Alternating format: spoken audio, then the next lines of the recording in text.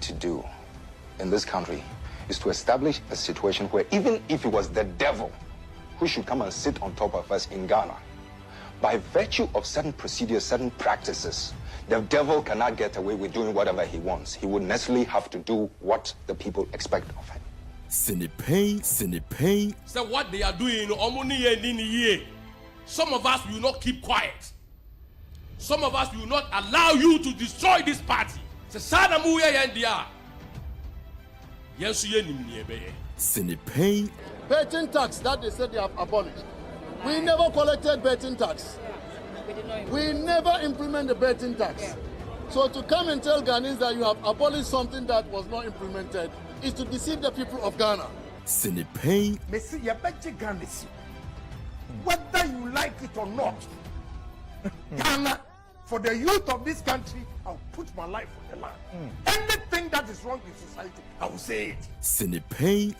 I noticed that when the finance minister came to present his statement, for the first time after the inauguration, Net 2 television so ebra so say yede Sinipay dwumade no yede ebra wo eno eye dwumade baako ewiase nyina atum Ghana nyina atum na fe Ghana ban kasa tim so se pan na ya hyase ede eye adwuma na minim se okan ho ewo Net 2 TV so afe Net 2 TV GH on Facebook and afe eye YouTube eho nyina ye ho ya ye adwuma sanso so and on your radio ye were on man 107.1 FM so afe wa santimantemu so ash 101.1 and then 90.1 and so nap radio ewo asenfo su enemu and kakra krasa di kopiem wo western region western north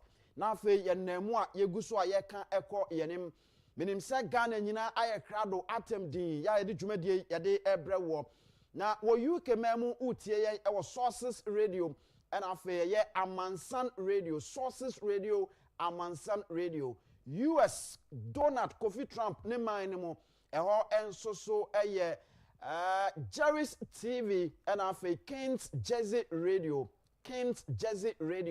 ya yede dwumadie no ebre wo ye fra me Anthony Kofi Inkum Daddy Mr. Inkum enemy din obwa na afa mani age kakra hye me ho a me yi na me de achew na yeguso eko yenim abusua kame ho medical culture say enne dwumadie no enso so ano eden ankasa as usual Albert Asumani the political czar will join me na ya de Ghana nkomo ya de abrew emma bi akwo mo ho ya wo mo edi adencheche ewokura yi mu ya be kire smoothless level enne ya de ombeto ba bi esese wo mo egina ama bibia aye kama afei eno na chi no kai national so maka kire enne the big interview is also coming off mene Richard Armstrong meka ye enipa bi adwenu ayo mo kesenene enne ofia ye ba bedi nkomo na afei ya to aso akọ yenim na enne enyasem ketwa. The reason tia Richard was switching from camp 2023 ahead of 2024 no he was deputy leader and also in charge of Dr. Mahmoud Bawumia's communication in the whole of the Western North region enyasem ketwa kra is a big man and waba was switching and so he is indeed connected and I know say also so we are connected now ma yanna ye ho na fe yam pick bibi out of the lions mentality if you ba ye to aso ni akọ yenim kan national so say Heart Builders Real Estate adaroma and ye di dwumadie ye di ebro sanso so and a tabia takum emema yedi hene won adaroma anoma so aso sikasama femu a yede ebro Mr. Inkum enemy dima yentwa ye ho entie bibi out of the lions mentality ye ba ye to aso ne akoyanim Sinipay ye kan senia for competence in life. Competence. Lions are said to sleep around 20 hours a day, still they never go home. They get up and they get the job done. They earn their rest, they earn their success, they earn There are great rewards for competence. In life, if you provide more value to others than anyone else in a shorter space of time, you will be rewarded, and you will be rewarded well and often. It does not matter how long you work. It matters how good that work is. It doesn't matter how many hours you put in. It only matters how much value you've created. Develop yourself into a competent machine. Work on what matters in your life with laser focus, ruthless determination, and a burning desire to do everything to the very best of your ability. That builds pride and respect for yourself.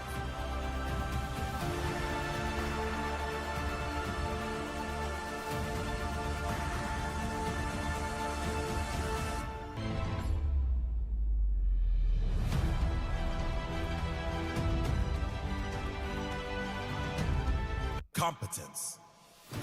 All right, welcome back. Ebraso say yade editorial no yade ebre wo makacho say ahade no kre no said ye tie na sa pepepe yeyi bi mfiri ho yemfa bi nso enka ho na unim se no kre de te se pane na yenso so no yebeka e de akyerew na wanka so ahunu se ba bia wiase ekeka kono etwa se wo ye nea eye isan se wo ye nea eye a se de tie bia no mfa so be ba so na wanye nea eye na wonenam kuntunu ase ena nea wo pe na wo ye nso so de a yenso ye be kyerɛw se ewiase no enna ho kwa nea wo ye no eyo se wo soro enti wo ye no emre bi beba na wo fom ebia ye the same thing eye wa enye wo de enti ye be ka sa no kra na kyerɛw wasesa wadwen na afei wafiri ho enti saa ne te ye fa me Mr. Income enne editorial no wonim se emfantefo wo nwum bi ma try se metima to nwum no na saa nwum no eye nwum bi anokra ni nyame anim nie se ye to edidi wachi a wan hwe yi a wabrabo no enye papa na wonim se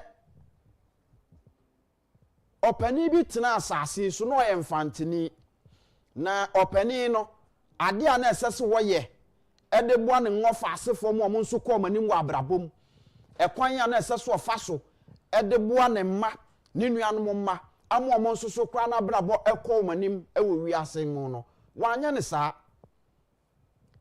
ena nkakra saa wono aye ye ne awope na duru baabi no woto anananom ewo nse do na time a oto anananom ewo nse do no onim se wo akamfo amamrem ananse wo Ghana ha nkasa no se obia etofom a ye obi bia broni fra no tribute eduru baabi a yeye edema saa nipa no nipa bi a wasase so bia ne nsa beka ne de na se wo ye lucky na won saka wo de wasase so na wo sesa eno na bema papa ye bema tribute papa abaso ewo time a wo da ho na wo fa ya me kana semi ewu ye ene ba ase ye nkoto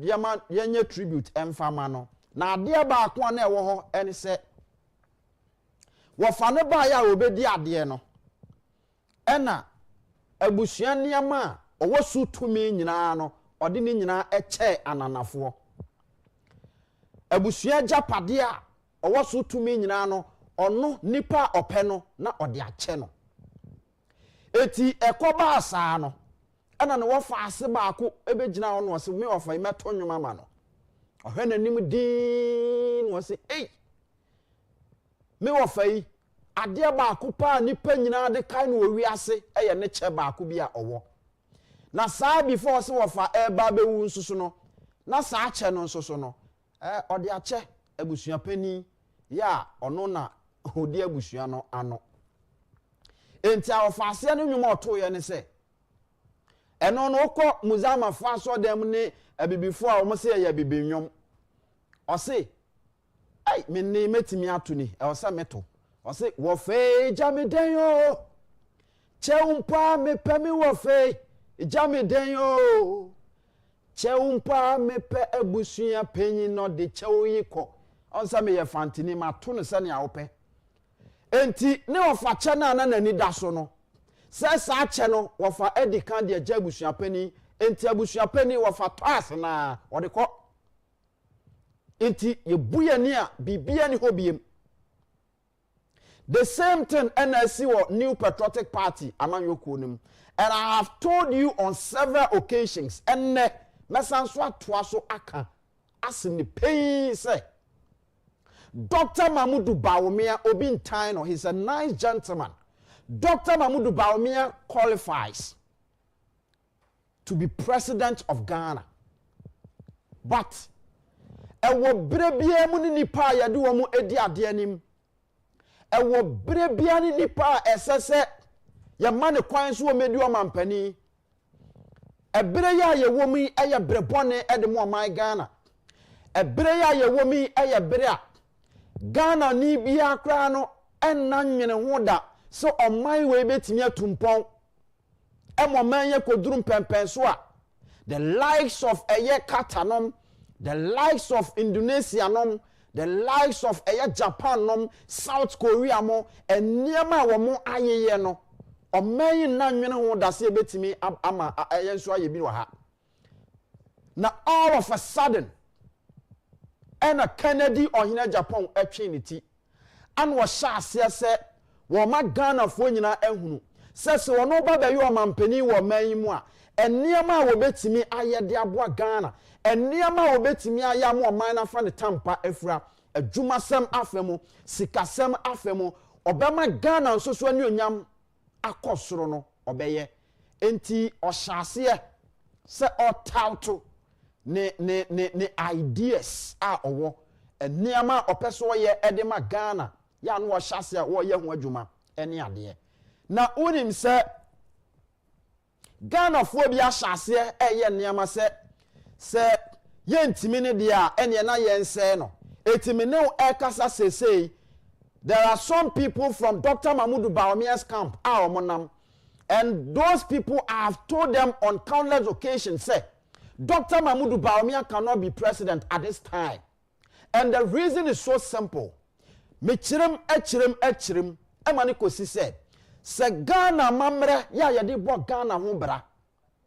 Ghana mamre a ono no kire oman se so oman ye se ya yafom oman ni ko ni se ya wafom oman ko ni se ya ne kwan so ano no na samu a oka ni se ye hia regional balance eti osese wo yo mampani kwa na betena konwa so a anytime a uyi u ministers no esasa uhunu ni se 16 regions are ewo Ghana ha no sabe umpeja ebinom enyina nkonkon so enchen afoforo eti so man na mamre aka ne saa echese oman no ehun pempena de no ye cha ne pepepe extra region bi anya ne representative sane ye be ya wono so betimi aka region asem ede amano.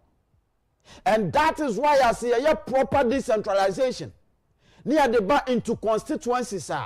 Ghana had 276 constituencies now. You winning each of the constituencies biano a representative our Ghana mrashe bedwafie. Senior beya constituency bia wa Ghana habiano say ye shemra our mrashe bedwafie. Ono susu betimi enya ni say internet sa. John Dramani Mahama every northern region. Yenyina yenim set time a omampani dada His Excellency John Agyapong kufo ebaye.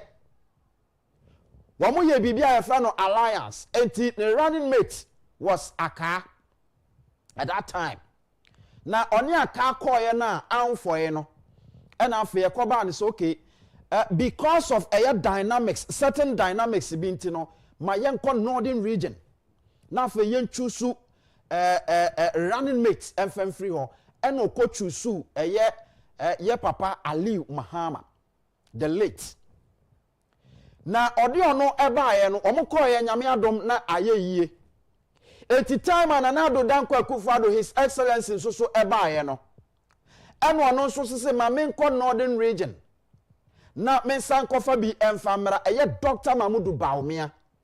But ansana Dr. Mahmoud Bawumia ebeba na His Excellency Professor John Evans Fifi Atamels Ghana mampani awatwem the late ono akwa akofa eye John Dramani Mahama a ono nso free Srem Northern Region as ne running mate at the number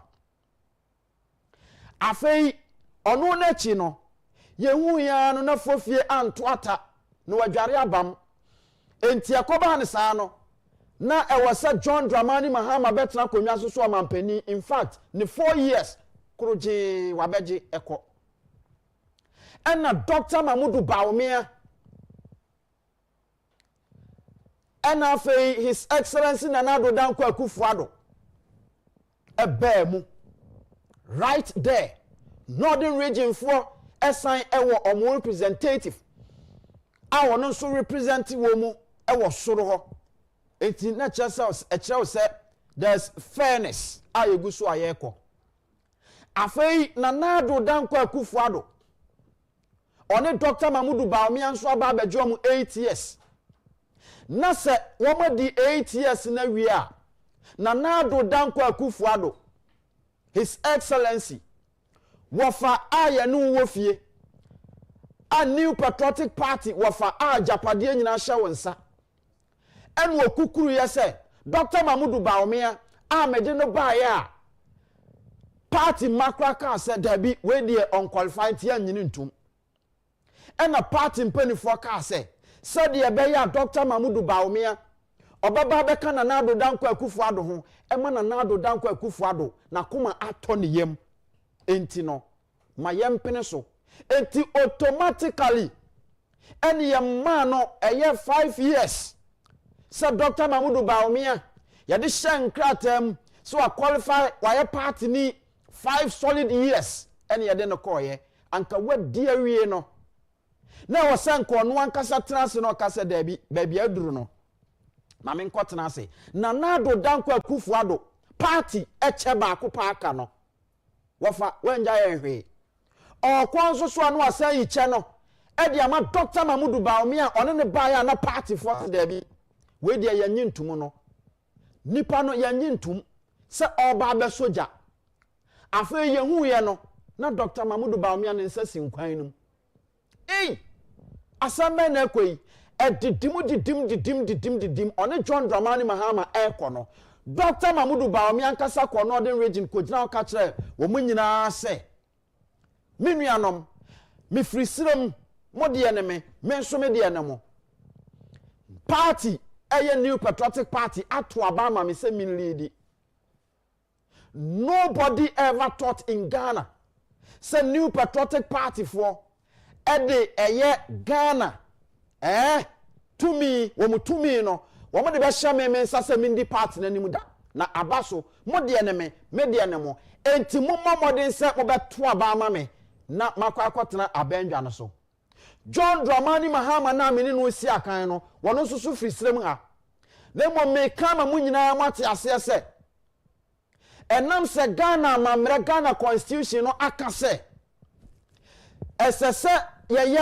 balance ewo oman mu enti no se mene John Dramani Mahama na eko ono ba all 4 years pe se nyame ya madom na moto abama me na me ba metimi atwa 8 years enti asesa moto abama me esan se man to abana mame ema John Dramani Mahama babie mu pe because of Ghana mamre eka no wa me Dr. Mamudu Bawumia announce me ye a man of principles nti mi ankasa kra no mehu se men qualify se mesanso ababiem se monto aba emfa mame esan se Ghana for empene da se me ye nordina na me ne John Dramani Mahama ena air contest no se man to aba no amame na motoma John Dramani Mahama mani be dia Ghana for empene da se me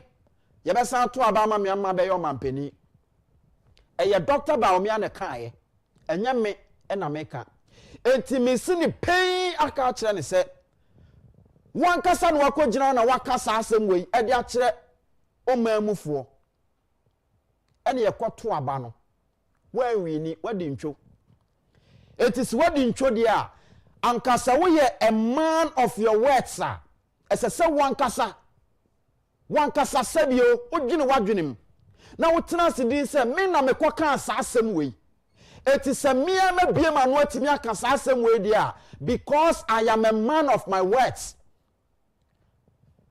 me yobia me mpe katasem mu aso me yobia me kanokore me ye obia me peso oman no tumponti me san kra emba biem se yento aba ensan fa mame eti afei eba ne sen ena Dr. Mamudu Bawumia wa akoka asem we yawie na wo san so eba enti this is reason number 1 Dr. Mamudu Bawumia can never be president at this time. Sabrewe Dr. Bawumia entimi enye president. Enti se wo ye delegate edema New Patriotic Party a se wo to waba edema Dr. Mamudu Bawumia no way. No way. Because Ghana for Sanson for to me and San Kokase, Yanko Tuaba San Famo Bia, office room, Yanum Slim for Nankasanim, Wamujitum, say. Yanya vice president, Yanya president, our Maba Krastola Yehunohe. Nemom Yana Yamu Haibi, a ye Kennedy or Hene Agyapong, the political disruptor, and Papanin Samuel Walker, Papano Eba, aha. Enyama ohunu ye ene ne oka kire no e kire sese ye de ye hyebere enna mabato kwan so hye ne nsemu a Kennedy ohene Agyapong obetimi abu Ghana ema ye ne ye wosrem ye nyaso mfaso.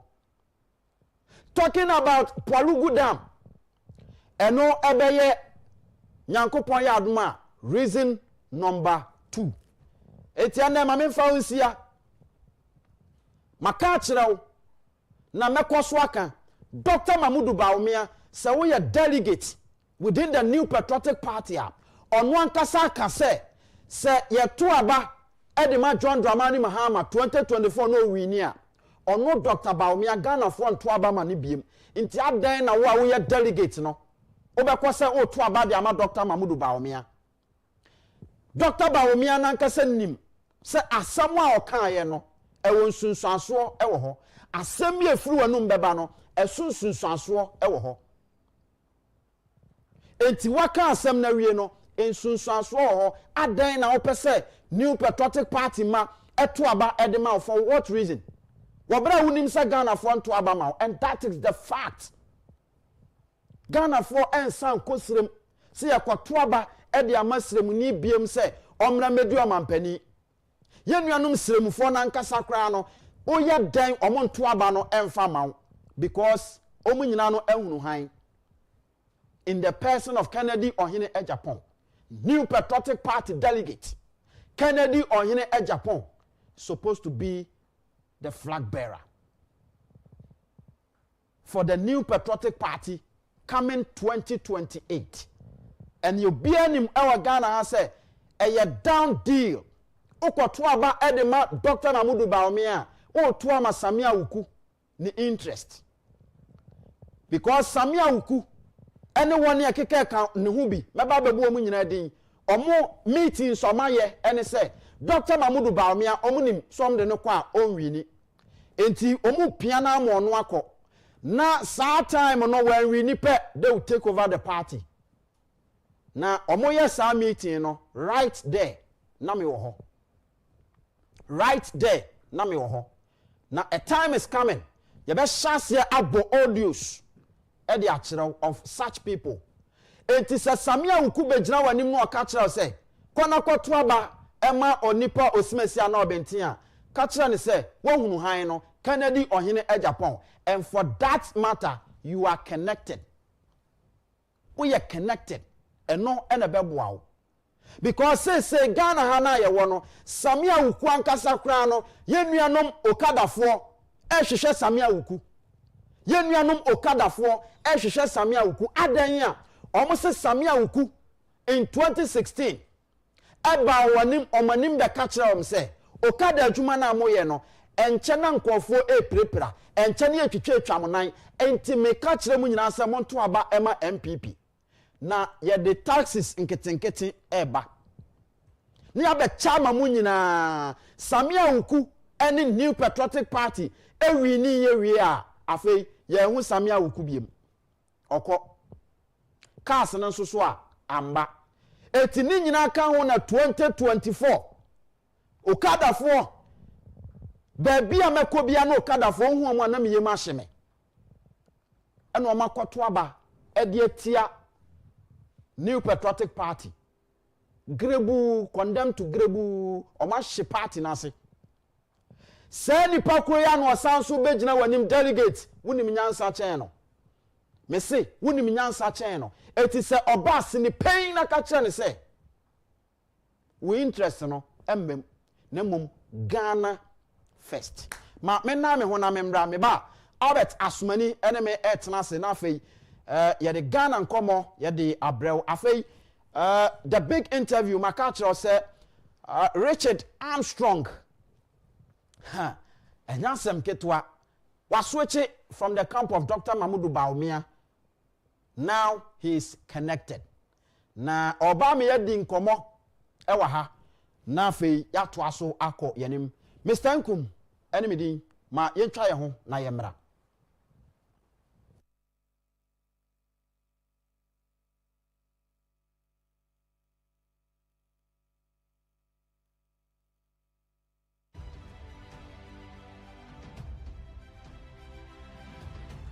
So abani we ya ye bobo se wa wen obi gina TV3 so o ka kire nipa na wo se na TV company fo no ko John Mahama o ka kire nsa abani de kom ne abufuo na to ye Sinipay na za ko na do so ka kire nsa te e kom ne abufuo so no so ba no anye de kom ne abufuo be sa to ti ano Sinipay I'm not worried. Once is the truth. Me na nwena mo di obia should be rest assured. Mona said make in Agyapong. The truth will always set me free. Sinipay We can vote people in and out, personalities, okay?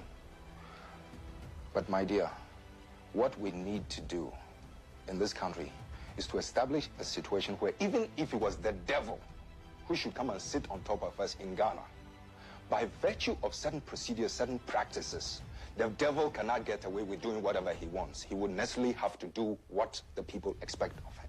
Sinipay So what they are doing, some of us will not keep quiet. Some of us will not allow you to destroy this party. Sinipay Betting tax that they said they have abolished. We never collected betting tax. We never implement the betting tax. So to come and tell Ghanaians that you have abolished something that was not implemented is to deceive the people of Ghana. Sinipay Me see ya betche Ghana si. Whether you like it or not, Ghana, for the youth of this country, I'll put my life on the line. Anything that is wrong in society, I will say it. Sinipay I noticed that when the finance minister came to present his statement, for the first time after the inauguration, the swearing in, the majority side was heavily populated. Mr. Speaker, that notwithstanding, Mr. Speaker, we have witnessed what we can best describe as an Azan budget. Sinipay It's not party mu a opese wo no wo be use position and be sabotage obi. It will happen. So long as Nyankopon ma ya hoden na e betimi akasa na e wasa platform we no. This we will say it every day to make sure say selfish individuals the minia omo pese omo ye niema to please their own self. Sinipay Mo bia nada no se jai illegal mining. Sinipay Maka and mesa reinforce. Se me reinforce say NDC for ano mo illegal mining at this time. Sinipay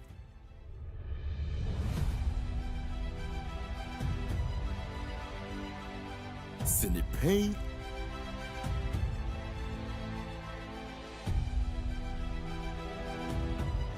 Sinipay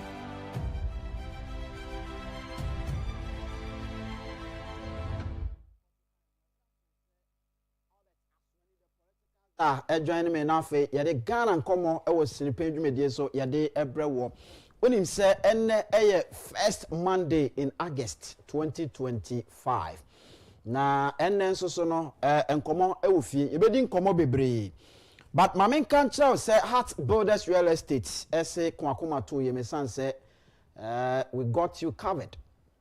Say eba no asase ene edan say ubenya dan atnem amu akoma to ye. Ubenya asase amansun bia eni ho a Heart Builders Real Estate asoye ena ubenya. Heart Builders Real Estate ye won sase e wo miamia ahodo bebrebe e wo Ghana ha ye will be e wo ye Shy Hills and afi Ningo Pram na Ningo Pram no mo a mo pese mo biebie nyuma e wo Ghana ha mo a mo pese mo biebie schools e wo Ghana ha mo a mo pese mo sisi warehouses any ade no esese oba Ningo Pram na afi ubenya eye vast land na ubenya ne sanso a Heart Builders Real Estate.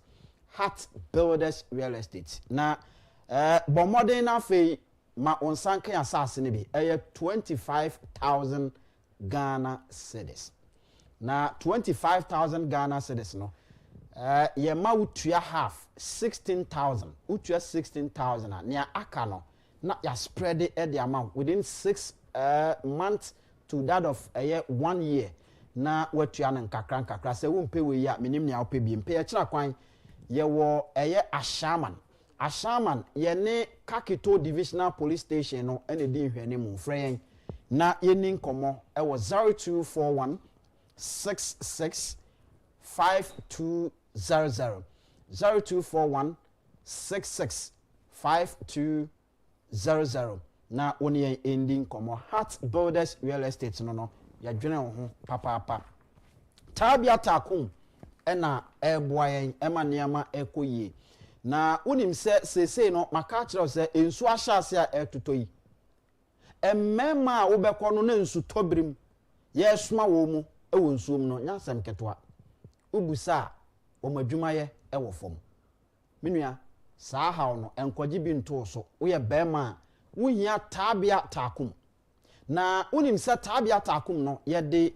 enhanhan eni ndubra an ye de aye ewo egwom ena afei eniama ebeboa bema nko an ye de aye nti se onsaka bia na wo tafre enu ano no babia edadin ebedu anwumre no na chese wo ye ohene ankasa mu a babia ye to aduro bia do ani kire mu a onsa betimi aka tabia takum na wato na wo pe no dodo so atuo no frɛ na yeni nkomo ewo 0243 686861 0243 686861 na obenya tabia takum na fei onso so odi adudwuma ebra so se me ne Albert Asmani the politicals a edi enkomo enne obi frɛ me na sem ne se Albert Asmani eba adwuma na me ma adwuma nukureni ne ase ni dey na me ba adwuma na Albert ama ne ase ni dey na ohuye mienu dia eda no echense wanya pempem enya asem keto akra na pani naba so nim say Albert no oye guy me nada Albert oye rough enti watena se opani bibia boko de zegum boko na so nyame adom me ho ye pa wa branti o wankasa nso se me di wachi that's right me ma nso wani abre enti me nso me njeja o oh yeah se di tu ametu me share editorial na me share Mr. Nkram say that's right branti o Kencity men dada see mate hene lawyer bapa except this proposal neko ade ba ko ya na amama boto se bibia na se wonko a wo de special e ofia ha sabatel nti eno so na me nso medwene ho a na se menua no so ehu ade de obi pade akotokwa ye ni na bro enti se nka na ade na wo pa akotokwa no emu odu a du ba bia abo na aboro se odne nyina akwa a wo be kire se onua ba wo nyonkromu a odi mpam ana onua so no memu na anya de akose behia onua nso no wadanfo ne lumba na nwumu odi piem that's the point enti at least o ma me kwa ede ya ebi be so enti na da bia me push you say ko na me ndi wachi ko me say odu ha o remfi me remfi uda Yesu adwen ni bi ne kuta me sa me so pepepe me remfi uda senka Yesu ba ye breso ebi anka no nka Yesu asuafo ni bi oh onua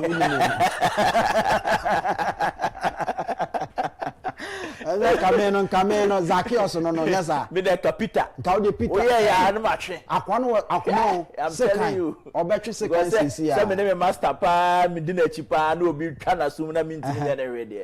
There be a semi protected. And what Juman says, so you can as you and Uye Peter Juman, and Oh, you're in the spirit. I tell you. Peter Susum the Blue. There's the only thing I mean, I answer me more BS yet. And one, but I heard about now, Ukuta, Peter home.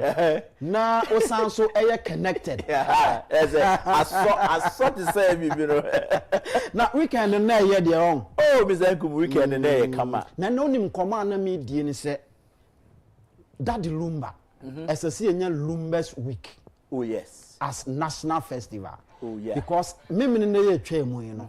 Albert, and near my course, no. Yeah. Na yam mama. Be bia be fabia lumba. Be bia be fabia lumba. E wo Ghana ha nyina. Who say lumba dino a household name e wo Ghana. Enya Ghana mpo across the world. Anywhere you find a Ghanaian, you find that the Lumba's music there. Omo teach kra no, they enjoy the rhythm. Yes. Me kai say 2008 or born your man na akufo-addo. Monto man na akufo-addo. And NDC fu ebe wini e. And go for a party and a lumba nyom obo man na yi. And no mde Chisoloku street. Outside Ghana baby ah. Eti that the lumba there. And I say ono so no. Ne nyom to no. Okosha ase wa brochire no de bae. On the late Lumba brothers on na champion no. Germany no makobo brad nti no. Lumba din no. Oti ho no na din ne big. But as o feel me crowd there, aye bigger. What I say, nti ama se ene utie radio station radio from say Lumba talk from. Omo ye gospel music bo Lumba gospel. Omo boy ya senyo bo Lumba ya. So omo boga high Lumba boga high life. U program bia wo ye bia no Lumba has a track for you a 50 pepe. All right. We can see our program bi o Man FM a ye friend no Saturday your boy ya senyom shedding. Last Saturday shedding no boy no e Lumba ya senyom Throughout 1 hour solid. Opia yetimi starting nyom somewhere 8 p.m. thereabout. Yeah. Enyumre Albert na ya bo ewo Independence Square Lumba nyom kwa throughout. Yeah. About 3 a.m. Inside. Not still inside. 4 a.m. still inside. He has over 220 tracks. Se ba kubia mpo 4 minutes multiply 240. Waye adwuma o. Oye Obia waye over 34 albums. You see, ye can musicians or Ghana ha. Menye sure so we better say eyi that the Lumba sinchen. You see, empenifo na be omo de okuku sekunomo nana kwame empedunom omo level no ho. Balumba cuts across. I tell you. Your baby a untimi mo nana kwame empedunom. Ene mafo ya be. Obo nana empedunom ko bisa say na we me say na me bo adada mu o me kam na me fa madam for bitinem. Also, Mr. Sweni, can you change them? Ba betina me kemu a me say say because am pedunyum na me bo e mother apadu onyum bi. Ye friend mother. Until that, just akra nti da. Balumba nyum obo ankwakra besa. Yes. Oba amro besa. Mrati besa. Owo bia. It's that Lumba level in the flavor no. Just say untimi describe it. Enti me know ya adwen say in fact, we are not many bongo a discussion be on Lumba and what came in mind. No, I think say going forward, the bongo and Kasabe share those ideas. Lumba cannot just be left like that. Say we film Yaboni din one bosome ba kubosumi ni yesi no oko na ne chiakata no. He will be celebrated because other musicians, cry be musicians, o count Ofurian Ponsa nomne or the saying that decay Gofinti no moi. All of them came from that Lumba. Exactly. The way I raise you, anyhow, Nancy or Sundays, contemporary hip life bishim, or they or Chiami Kwame war, collabo bi de papa on sa akode die we ye no hwenye yi ono no fan we bia okwa no ne ampon class ankoye collabo me say eyifo na nkasa Ministry of tourism ministry, right? Say omo ankasa ehunu this business idea yen ye be prepare bill no e dey parliament. I'm a parliament pass. You be the private members. Men Canada, ye mi ambre pa, ye be ye hu adwuma. So Albert as many politicals are and what na say ye dey nkomo ebro na ma yen hyase na fe yen ko enkomo a ewo ho eso. Na unim say Kennedy ohene Agyapong yese ntesuo nkwan nante ohia tekrama na me no ekaze yenim kofo bia na omo po amampania dia omo yire no omo ko abonten kasa pe chese ye pe nananom edi akire kopachew isan so omo betietie nkofo bebre nan so na Kennedy ohene Agyapong ne wife weekendi otisi mu ya na odi nkomo nkakra ne nkofo ekasa about ne kunu adwene ene nimdia owo ene akoma ekuta no ne nea wope so ye ma Ghana na ma yenko na fa yentie ye hwe video no ne yentie bi na ye mra ye ba Albert Asmani ewa ha na ye ba ye beto aso na fa yakọ yenim enti producers moma ye video edi kan na ye hwe na yento aso enko yenim.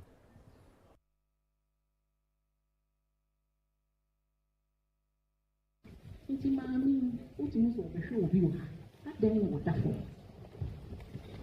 nti ene maami ne kasa no oti da bi o ono an kasa ene yare but yese mi peni me say ya kan kwa ya kosra no di e ko se no aso se yenko central market ye ko ya toto mattresses pillows chese bia obi na wodafo bia visit the client to me and the doctor need PFP consulting room no say a bit nervous no or cancer department. They do what I will say. No machine, many patients are now also machine no servicing time or so. They see it in TI. I say, hey, saying, okay, you feel crying. Was the any crying? Yeah, bra. We can't check it. Honorable can dream nipper be out and find a year and only. Chairman took a new year. Silence. The beer only so who set a bet for a slip not a bois. It imagines that what the power man not only the way MP or Bebo. Mrs. So make telling you when you. Maybe by a man, a man for a man corner. Let's see a man in the Macon.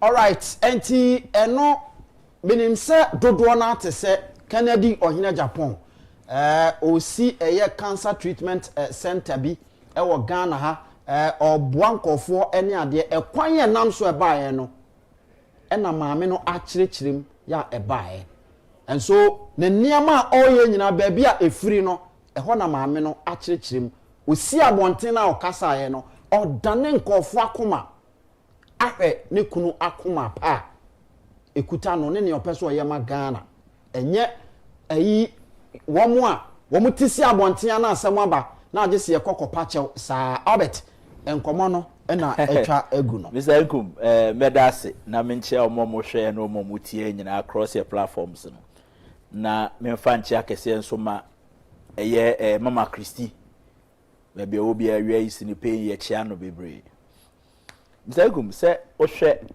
Mama Christy ni dimina ni the way o carry ne ho ene how a oye ne neoma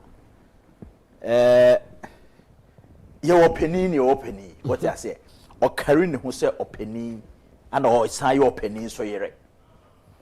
This is how you talk to people who are a politician. A ye on mine ye yo, and ne or pepa ukunu wono, and no anna udi echirina de also bois. And there are proven track records of Nikunu and their lives are what touching. na o ka se ono abusi eye cardio center and we see 37 it cost $6 million. Bisa ho say politician be na wo Ghana including Omomadi president and vice president why not spending the bottom sika $2 million aye bibi e wo krom ha oman ye timu Ghana e de ne din ato so say me na me see we omanfo nko yaresa Honorable Agyapong Confanoche Teaching Hospital asema na mama Christy Kano oncology department baby ehwe cancer for no machine se unya cancer ye de kill cancerous cells na radiation machine no e break it down yes na yenya politician bia okrom ha so obeboa all the 47 members of parliament in Ashanti region couldn't even help. It took one man from Asin Central, a member of parliament, Honorable Agyapong. Anna Oko Kumasi no mo train adwene so yewura ye machine wa yi I say ya contractor na so be enwo adwuma no also oma obisa no mo board no ne bo chere over $120,000.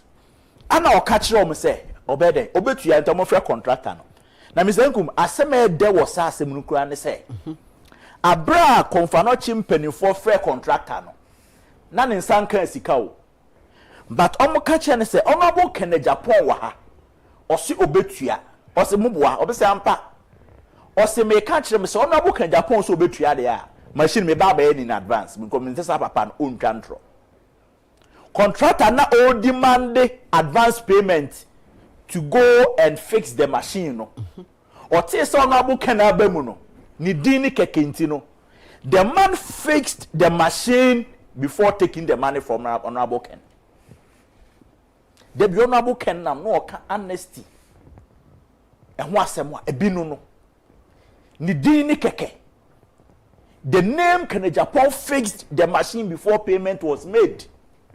E din Agyapong keke ofi say e dia animonyam ni hu e dia any credibility a anka contractor ne ti din ni mpo beka se kire na mensen konfi kura Honorable Ken nti Kumasi ana onye MP wa Ashanti region but besides that all the time as Asante for ansem ehia ne sa because he has his roots there. Honorable Agyapong eko Confanoche na nse ya mko thank you to aye ko school ni no sekan a okohwe no abo withdraw from thank you to no call ho no ana osan ko hu sa nkofo ni bed omotete ope hospital bed in patamom onya interson hospital for no comes immediate solution ni wheelchairs omo moto wheelchair around Confanoche hospital no that the Honorable Ken to be a wheelchair wheelchair be na available at that time no ni nyina otoye in fact osisa gu ka mu class obisa say ne boy sen go and give it to the people omo yare no even if so munya mpa na so a ese so munya wheelchair den etinam no mo feel comfortable mina na debu ni bese sama wo no ma nyame ba me sa nyare awo achi o ba hospital na say unya yare sa o sa bebre o hospital ho biem sebi ukotwa obi a o wansam ho no wanya ntwa opieto de eka ho sen da bi oje wade ese odo wade kofie enti na se obi o yare no ese se otimi ma ne comfort ansa kwa na obi eduru aka no Honorable Agyapong did that and then now san okọ Confanoche no na nkrofo de da form patients about because machine as enti na why you choked obi bench mponya bi so na wada again osensi krom efa track eto student mattresses eya available nyina de Confanoche hospital say ayarefo they deserve better say onim pampo da so a e form ho no onfa mattress na nto ho na onjojo ni no mpem ansampo ne de yare aka no and these are the gospel that are being preached by Antichrist. Say ukunu ya de pa na se ukunu track record a usi abonten a wo nsem bebreka sa na tie wo nsem bebreka yemfo bi Antichrist na mo onfo bi nya twia pia nkosi bi nkoka na ho asem onkodi obi a ho konkonsa and she's one thing too is that she's not desperate. she's calm onye desperate. In fact, a cardio obedi the obe share the obe no man kanya ni se onam hoi. Yeah. Enya se nkran nya brain ho a nice fine woman wasi kroma or share man phone cry e kire honorable Ken's vision. But name mom duduo ni nti mpanifo na bu be se wo paso wo pa ngoma so no. Enye na num ode. Ni hie mu ntia. Tuso kokoto so ochia mi bi tia himfi achi na ye de odwan ngoma ama no. No paso nwi a wadwe ne so de koye wele awe. Enye wele ode koye ne twene ne agbomu ama na nasa. Eno ano no. Ni hie ntia. Enu ntina anti-Christ na mo a oye campaign no. O boni kurachi chidom. Na Ghana for do na benya de ne ho mfaso. Na yemusa ye ho kra se Ghana ha na ayete no. How many politicians? Yes. And na yere kra no okwa campaign a odni di achi. Omo yere nom etifie. Odi ase. Na ye ya be hu ana first lady osime. No watwi anim shen no oba. So no. We on one kasa tiesim because ni kunu aye bibi. We a politician na ye bibi. Me say ye bibi ma oyire mpie. Emebo ni awa ye hu de wuro. Me say oni freni post bi o ni freni mpo asabi. Ohun ade no. Penifo so obeto boabowa. Aje se ne na si bibi so say crazy say kra the lawyer kra say enye say na ne na si so. Na buo ni bi se ne bottom. Because they be another the na si so do kra they be another be more. Ana no say bo. But when they se ne bottom dey a ordinary kon ne bottom ano to abo. What you say? Honorable Ken has track record. Why ye bibia manipa hu. President Akufo call a patriotic institute na no okasa.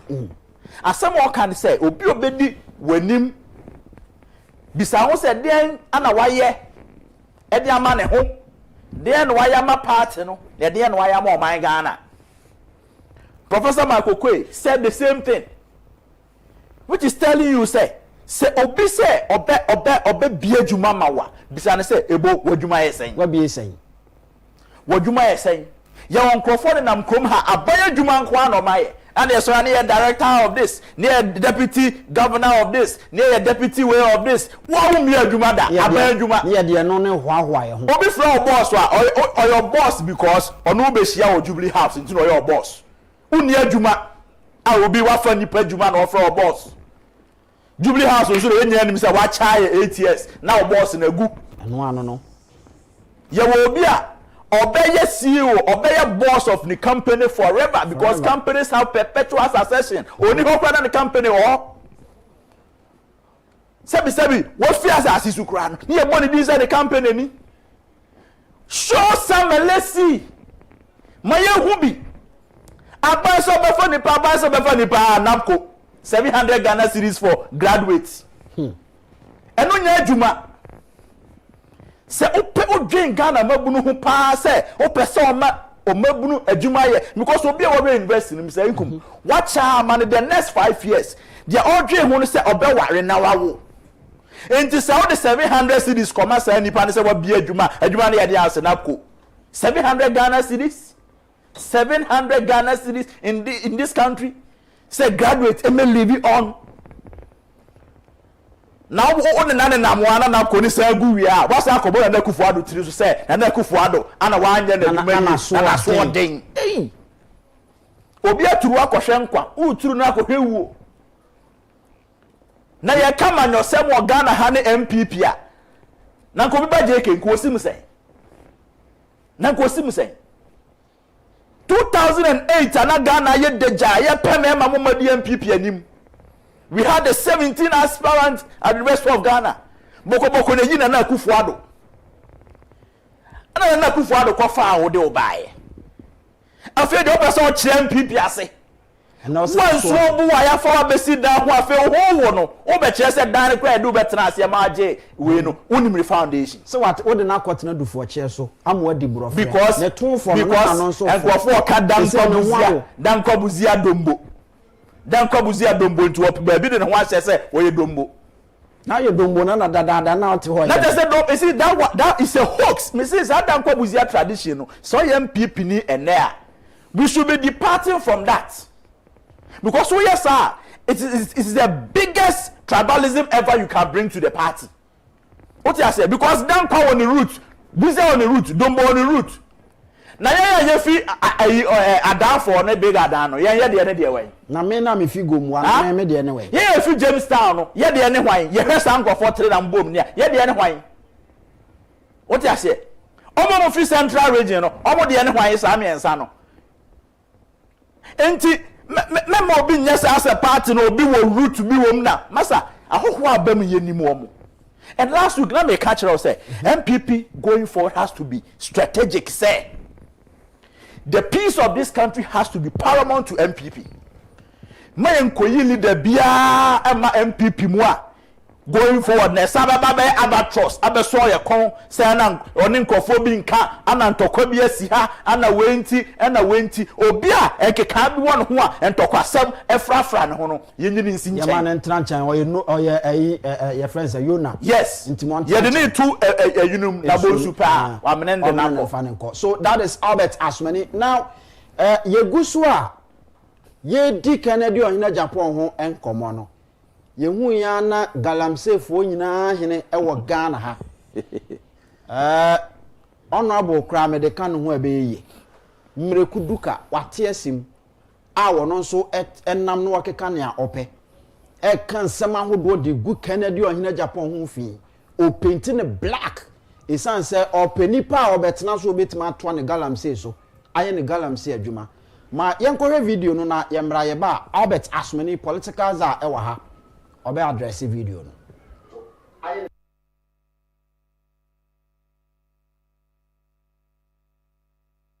you can a father for the nation. You go sabe sikemi for the nation. Since sikemi for obrapa o de ura kan o kele sikapa o de ura ana obra and I yes you can a father for the nation. You go sabe sikemi for the nation. Since sikemi for e ko anya kan ni you know. Nka kwa me despite o sika nka Ibrahim Mahama ke o sika but ye koyi obi a oye eja so badaga o wi pa na what ma na o krasini a o ye ya o so scary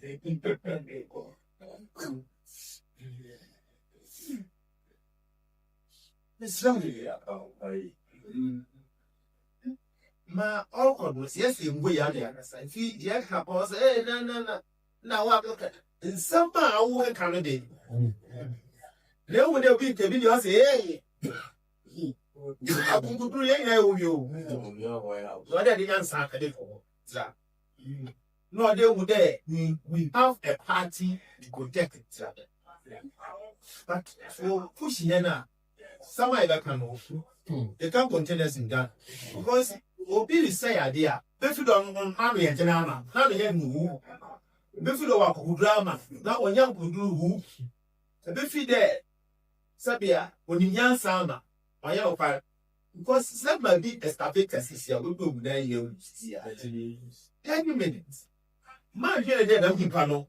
When you young sana. All right, enti we eye mrekuduka. Na we ena the whole Ghana yaka galamsey for hene a ono ene dikan we na ye galamsey ama New Patriotic Party takwafo etoaba etia no we na ye galamsey ama nipa on free takwa nswayem takwafo toaba ma ne se brabedi anim na ye MP we de galamsey no e too much ensu ase wa Ghana ha nyina mrekuduka edikan ena sensuo e wa Ghana ha we obeye emrahye bedwani nu obi anim no enne okokan na japade a owa edoso chen wotwen wi osan pebi aka ho enti openipa obetena konwa so a obetimi akoso a na wakoso aye ne oye Albert mrekuduka ena waka na ho no bizagum se o report no ntimi nkasa afi na ya dodo na ama ne ho aye kakra wasi abonten o hwe mrekuduka wa ese sebi abo afidie yi no ana opre the oye nyina na opese o redeem ni image the oye nyina na opese oye bibi na nka ontimi takwanso ayomfo nka se o mrekudu ka ebetimi asa de na babiem asamum eno anti no oye na de oye obi aya o deputy minister for lands and forestry natural resources na osanya galamsey ni kurom wo ne constituency ye fra ho dompem ko dompem electoral area kan Dr. Mahmoud Ramia Lucy wo a sitting MP wangasa also Lucy seat na de me de o mi say mekudu ka opo bi e ne MPP fo mu no e wo Western region oka ho asamum e ho Western North and Western region e ho Western region opo bi a MPP fo na ho ni mu na mekudu ka ho me share obi a minister I am telling you me share obi e water a o say mrekudu ka mo be share no kwa sa o munya adwuma ma obi ba JK kura nti no se o ye adwuma ma no aboken na onam ho nyina no o ye nani so nya asafo se nkofo na ti ho na o ka se mo ka chom eni so mu tie na wo ye ka memma wa MPP mu mrekudu ka yo be ma ye kasa member MPP mu ye na ye sori akoye party adwuma mekuduka ne contribution part to the new patriotic party ye sen on share how many health facilities e water council aye mu a onno mekuduka ne how writing wo ho upon galamsey ni nyina achi no anya selfish is o galamsey o he keeps the money what you say enti say o probi o ye credible say obeka asemati ono aboka na enye mekuduka.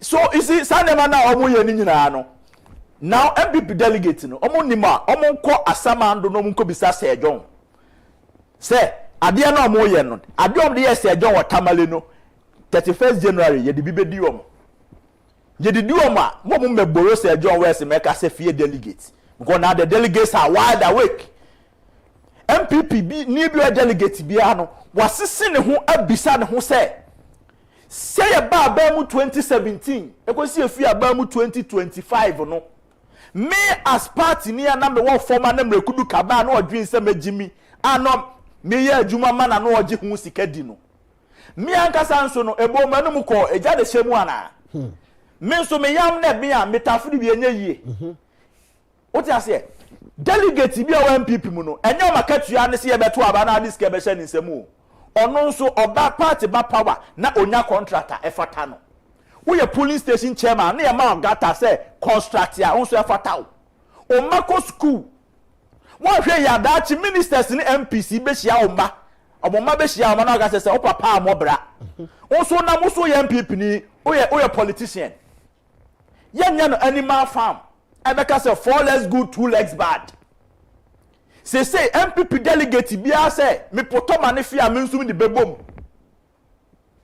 enti mrekudu ka adwene say saa de na ode call 2016 eto abama no na okotira parliament 2017 to 2024 wan fa hwe ankota kwansu ayi mu no ene osa pre na o pre na kwai wasa kogina o ka say si e ka mema e wo MPP ma ka ken nye mema na wangasa mekudu ka no wangasa ne ye de mema ne magina ha ehefo na obetimi akọ ene ya fa MPP fo nyina mema gu ha na magina ha mekudu ka obekọ hefa na adwe ni tirim nyi ona mi so ye be ma wa MPP we will face him squarely e wa onu ana kasa ne constituency ho ye be good ani ma support this primaries here be honorable can win massively in interconstituency ayim opa obi a wotie me na bia should market anywhere. Mr. Mekudu can be our credibility in power. So we a sensible person. We didn't be do campaign him our Western region. Many will be didn't come over the weekend. I catch them and say, now Mekudu cano. You will say a Bema. On chere at the airport, you obey MP waiting me. Mr. Tente, who are Agyapong? 8 me was 6 schools 79 from the bottom. Oh, Anania and another danko akufo-addo tiako nwaso wamo eye kwan eho no ko gina ye so obi ahwe so no de aba kwana kwa ekwan a eda fosu ekwan a eda asin fosu ede ko hwe se eho wan hu se Kennedy Agyapong agina ho aka se o ka ho ne lobby ma sa kwan no ye pen what be that but o de ekwan a aban initiative eno na hwe o so ye be ma kroma galamse wona wodi animu anu waye galamse sa kasika no so fa kakra bi fa ye bibi ma manfo nso nya bibi nyina so ene wonne o san opportunity emma biem agu abane sa no asa mistake pa MPP for ye water council enu say dem rekudu ka be di MP asamum I'm telling you me kudu ka say MPP in water council ayem as I speak to you council ayem MPP for they are looking for a new face say MPP private me release that council parliamentary seat na enyem rekudu ka. And if he cares to know, Honorable Ken echo Parliament for 6 terms, one receive MP ship, one receive election that. MP and yes, continue for 4 years, next time 4 years. Some maybe was an yes, some and one on now player ya changing now. Some maybe Unimajubane ye. Yet the man we are selfish. On yan what may galam say? What sense so? In fact, the reason why the current MDC MP water council or wasani.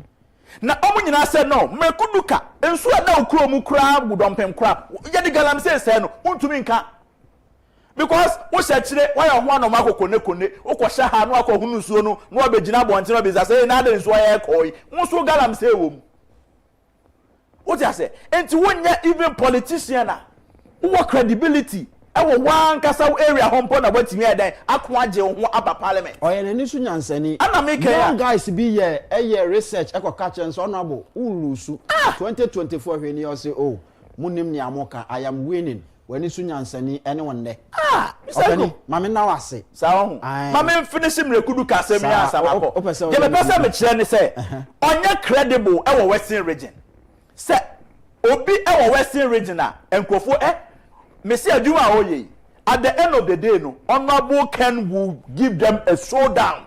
I will tackle this coming primaries. 31st January, Minu in our betna.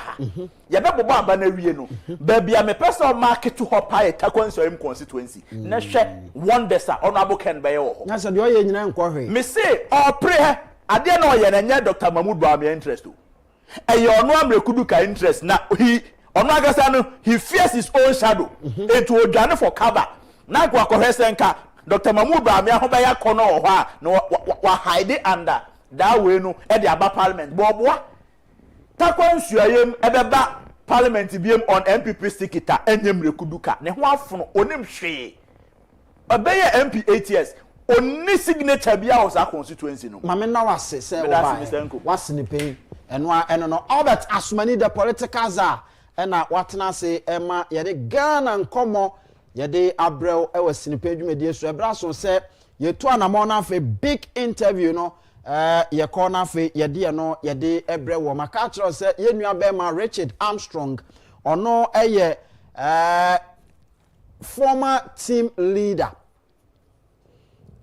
in charge of communications for Dr. Mahmoud Bawumia ne campaign ewa 2024 afei osanso eye obia no kreni nyame animu ne se udru Western North na obo Richard Armstrong a obia be kire se so and so ambassadors for Bawumia ono anacheso odi animu enyasem ketwa kra na se akasa ya twepia bi every Dr. Bawumia camp ewo Western North a na nka nipa ekuta no ya wode beba no Richard Armstrong.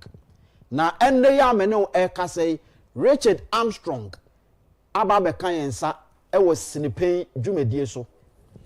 Na kire se BBS ohwe ya ose DNS ono ankasa aba.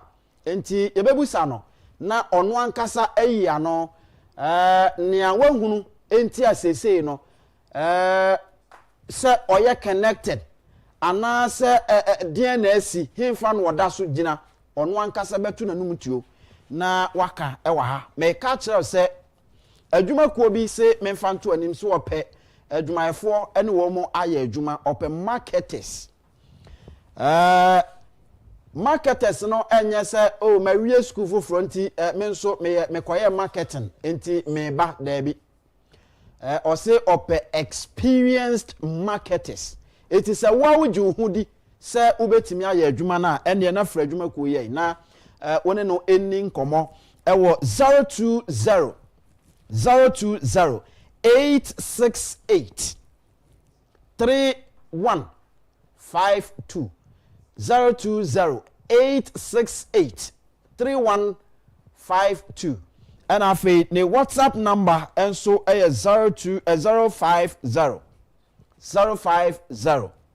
633 8133 050 633 8133 nafe woni adwumako no endi enkomo ebra so se me kopono kase so nafe me ne Richard Armstrong edi enkomo ono ankasa atenase e wa ha opani bibi aboko de menua obo ade adaroma hoden ho akonwa na wote so no eso ohye ana eso onyu na menua baabi menua asmani edi free bano de na mema adwuma nti I think say mema adwuma no esisa na say mema adwuma san twaso and I think say na mani Agyapa ne dru baabi ana mesre kakra ne say me kai say the communicators any the media on galamsey matters ekopie takwa proud to the elections na eneme ho dream mom say me ho yera mrekuduka all talking about credibility and people is so lead and people like me crowd.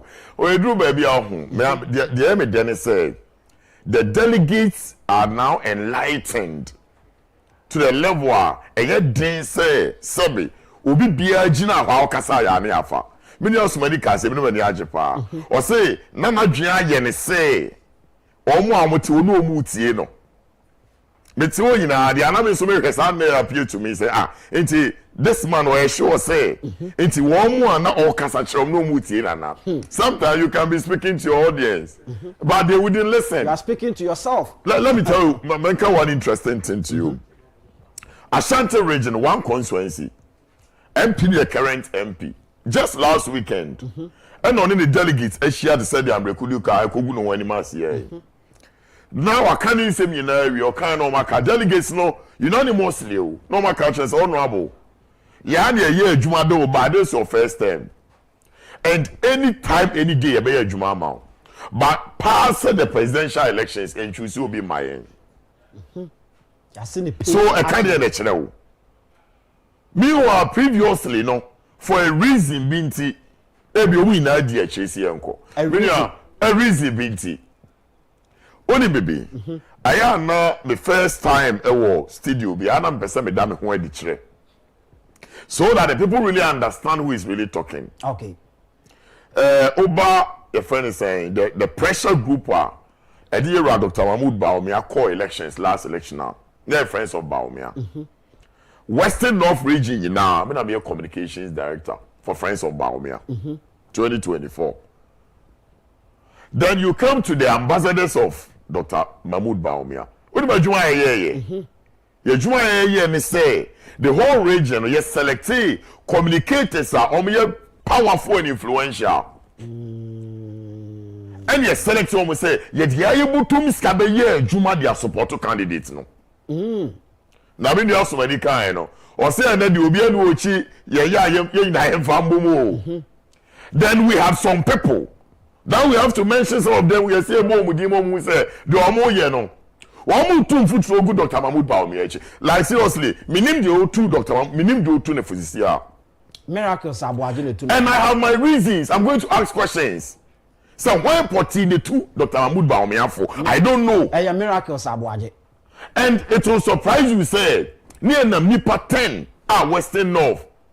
And ane call Samo McLean mo Kwabena Musamo, Menoka, we never regional elections. But these people, all the 10 million are connected as I speak with you. Connected. I'm telling you. Now Western of Humanity, last election, I was the deputy team leader for the communications region, you know. And Obi Abedi dance here say TV, Sony radio, so there 5 days later, Armstrong at Obi. No baby said day ne man Armstrong and Armstrong say sabi di part na church way back 2004 2008 2020 I hold the positions within the party and gradually they do baby I do know.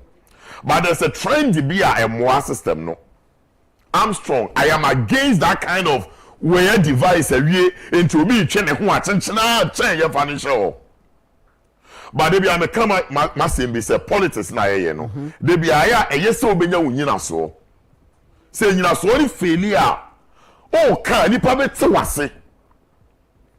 They be am say me appeal to the MPP. Yen hwe niam bi yi. Esi e jai say ye na yen consulting well. Yen jama delegate ankasa decided for their former ankasa ho. The intimidation no Dawson. Intimidation. I'm telling you. Intimidation, yen for sikanko show be afunu and all those things. That's what I'm asking. Say, who really advises Dr. Mahmoud Bawumia? And still repetition of same old story. No failure, no. Now I had 3 reasons in here. May they support to Dr. Mahmoud Bawumia. And the region now also had the same 3 reasons.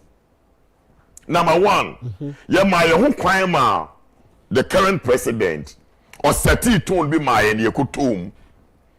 Oh, Cindy Pay. Yes. Now there's some no kind. Prior to the elections, no one can campaign platforms. So I can say, Dr. Mahmoud Bawumia, how do you hear?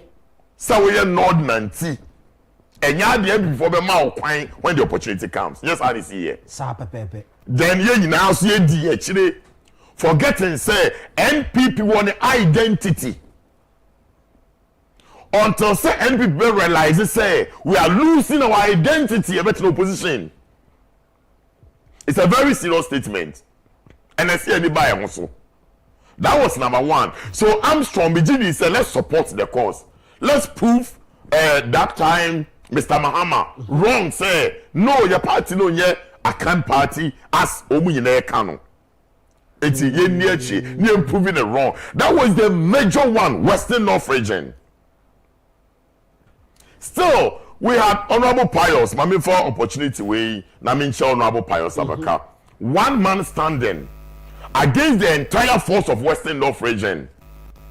And the vote out in even some of the areas, no go area, Akontomba, honorable Tete will give an order. Obi enya delegates ko anomo nkasa.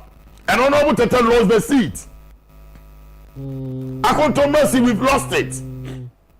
After giving those orders and instructions, say, but honorable pious, any delegates ko anomo nkasa, because he's saying, vote say the floor by, go to Jabuso and come to yours. So upon the now, and one thing is that they have a problem. Say when Armstrong is leaving, it's a big problem because Ujina camp will be.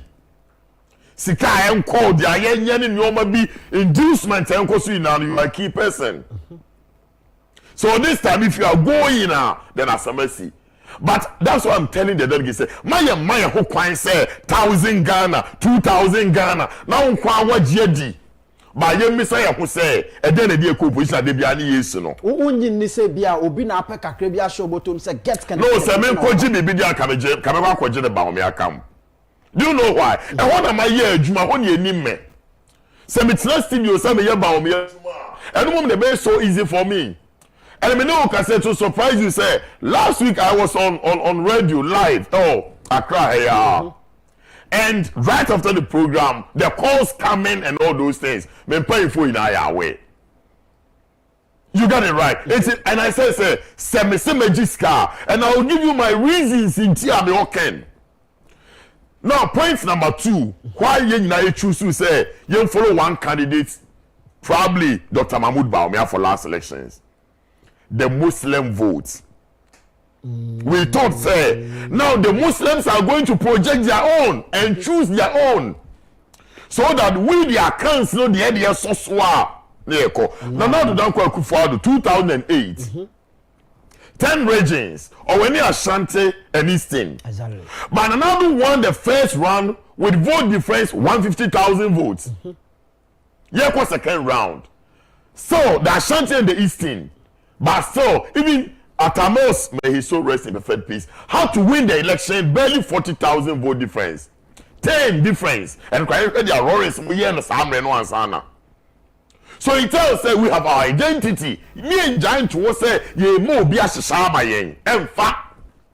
And only any was saying the last elections. Oh, send the pains. Like seriously, no call make a show no. And it will surprise you said the Muslim vote no upon near course no. You better heard the results of mobile. The Zongo development whatever. Scholarships are now kind for the necessary demand the Zongos no Zongo students need to come more. So now make me a down for and one certain is that we have some of the regional, a friend is saying, regional communication director, yeah, pick up your campaign. But we were buying pickups for the Muslim communities, and I was part at the time I presented Western North here. Just to attract them. To an imam. Say imam Mayor Jumama, not the regional communication directorate. My name is boss me and Nyaka. We have to get a taxi in the campaign. Look at this. I'm not buying what power. And so this is still happening. Buying cars for the chiefs. And the vote here one. Obi prohibited and when you want a man term. So at the end of the day, on point me can't show me on to Abamano. It's a whole lot. So the Muslim vote, meaning I want to way. All the Zongos they see one virtually one Zongo. Winnie Bape. That's all. Let's come to the third point. Go ahead. We told say send ya na mreko no. Ya choose a leader and term. Inti senya meno aye no yenya Dr. Mahmoud Baumia or commission we or commission that inti popularity wise yem fan ko me no dey film buy upon all the achievement ye now communicators na say be ye bre yen so yenya we because or you be a marketing for 60 solid years yeah marketing so much upon all the positives and look at one strategy they call last election silly pain so it na be silly pain no. Oh, say, your brandy Dr. Mahmoud Baumia man koye say all the positives and the successes of the MPP, young farmer and your man can. But negatives, no, young first one and now the don't go for say, or no coffee and your fan coffee.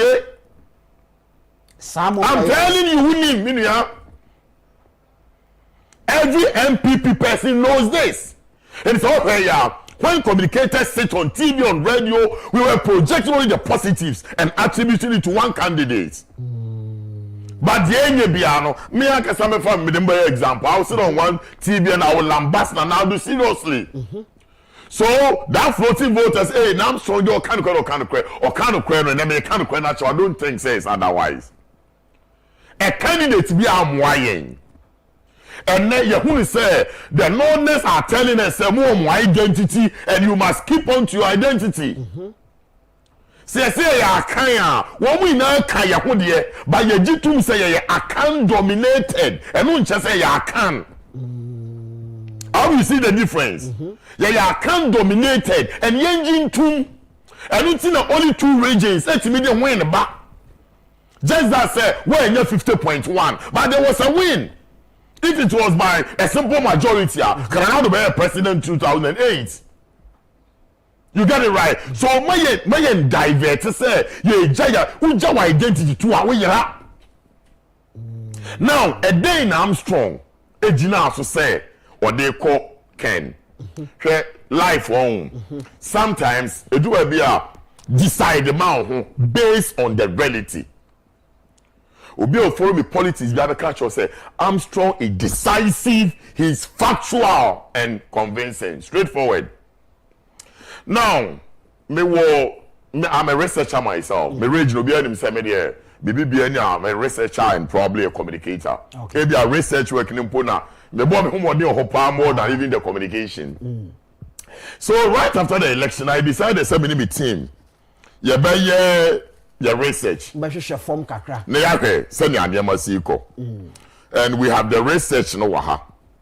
Also, we were focusing on this statement. NPP here, winnable candidate, not a flag bearer. A mere flag bearer. Winnable candidate. Meaning say, any NPP about ye betum ye choose president too. But ye you be a bedi and him say, sa ni pano ya den. Young final command Ghana mine no winning power. Yes. So it is the power we are talking about. Let me tell you this straight. Now man for so someone can say Dr. Baumia for the first time. Second time. I will come to the consistency 10. That consistency 10, which is even not you can see for 1 year. We say it is even not achieving any positive results for Ghana. Samum. Say for Ghana, that kind of thing, no. And now they achieve it. And I will explain all those things. Okay. Media. Now, the Express View Research Group in the Western North region, what we did was that, and I'll leave you with a copy. Mate. Between 1st of May 2025 up to 1st of July 2025, that is 3 months. Exactly. Now, you say, a survey, Ashe. Very simple thing. And it should be any.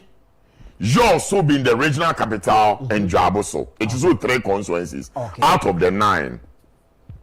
And untina ebia ekoto ba ina 5 and 10 million now. Obi timi for 1,000, but no one making declaration on that. Exactly. Anyway. Now, the sample size respondents no yenya nipa 500 here dey omo all 3 constituencies ni na. Sabe we yade a me say I will not even disclose it. And no na basis for choosing Ken. This is my personality now. Me group no I want access to this you say this is the reason why you are our leader and this is the path we must take right now. Now, women 320 and then 180 men. Now, the respondents on political affiliation was not considered. I'm trying to be specific. MPP NDC was not considered. Debbie. Okay. And the essence of the survey was to ascertain the street choice. The street choice of president Ghana must have in 2029. Especially from Ghana want to me when about streets now choose you. Street votes in the door. It's because we MPP, MPP on. Mama ye nyabo tema ye ho. Na ye nya selfish interest no. We me no ka say Dr. Mahmoud Ba me ahye the obedi no finance minister, the obedi one minister, the obedi MC wa ha. Wa ma cha wie. Enti omo mania bri wo various places now. Omo kan sem na se bo omo ku no a. So omo so metra sum ni mu ni na selfish interest. Omo bottom. And I want to advise Dr. Mahmoud Baumia. I said he is paying so much to the people that they are giving him fake responses. Oh, the reality seems different. Go to Western North and see. Let's come to this Western North matter. I said, I make a last election, Honorable Tete, Akontomba MP, former, and the lead Baumia campaign, Dr. Augustine Blay, from Bia West. Chairman Benjamin Ama from Bia West, Moni, Assistant Secretary, Nyame from Bebieni as the regional organizer. What will lead the campaign? At the end of the day, Dr. Mahmoud Baumia in the second BD, who said, Sanko Foni now Felino. Meanwhile, he won the election in Western North region. That is the super delegate and the main one. Okay. Onim the IC. Now the survey chairman say uncover a former regional chairman Honorable Tete Musi wa fairly it's Honorable Tete any friend saying Dr. Gesible mu kabo mu abetu na na kwat na fie na odwene na hono onu na wasa kofa ni say it's an no ka say Dr. Mahmoud Baumia campaign coordinator Western North e obi a yese wa amon homoden eti Benjamin ama betu mu mo no ba be di chairman eti nesebis enam no pro enam no so pro profility exactly now see we dey wey charity na anchene what's our comfortable father so the pro no so what are you what? Yeah, so it means Dr. Mahmoud Baumia won Western North but today he knows he lost upon the aba then why are you changing the head?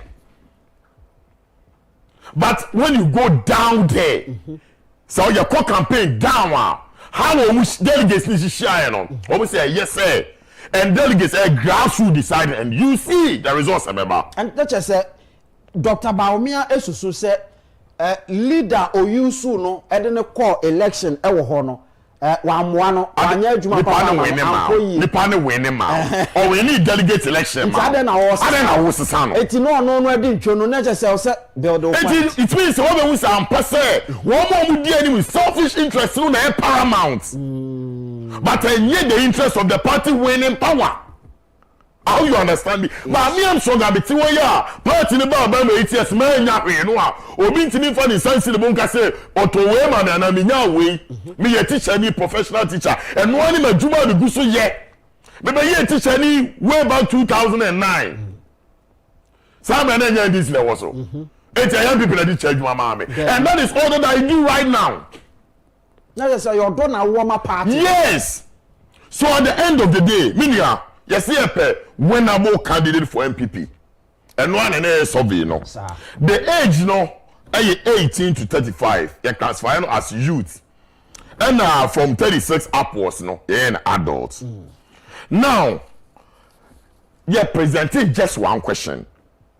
All the respondents, they shall be just one question at the mouth.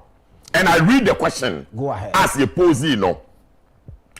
After Mahama, considering the state of the economy, who do you think has the willpower and what it takes as a president to easily help develop Ghana as a nation? Not just say no, yeah, the battery ma, what person much say John Dramani Mahama or Tia Benja Sunday say ofuri ho ekwa. Yes. Why and I would do any ekanimu ewa Ghana ha? Ubetimi akaso ubetimi aboa oman what the willpower say ono anu why you ready say me boa oman yes am oman no edi ye intentem so say na ye hwehwe that was the question and or say you as an individual not a party also the kind come from the beginning he said and yes sir me NDC ni me MPP enya no asem why na it is obobo NDC ni dia any problem obobo MPP ni dia any problem but look at the results. Why Armstrong is connected no new. It's one would say me no what see no ye. Now Ken results no Kenya 217 youth medical the age range 18 to 35. Exactly. And now 78 adults. It will come more na 295 for Ken in Western North. Baby any your so Jaboso. The three most dominant places were region. So that one represented 59%. Remember Dr. Mahmoud Bawumia? Look at something very interesting. Dr. Mahmoud Bawumia 80 youths, 94 adults.